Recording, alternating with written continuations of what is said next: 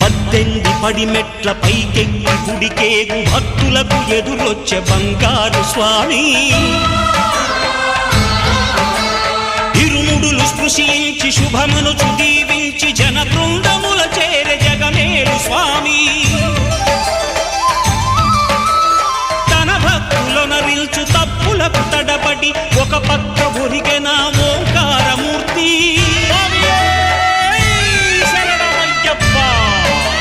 స్వాములందరూ తనకు సాయము కాగా ధీమంతుడై లేచే ఆ కన్య స్వామి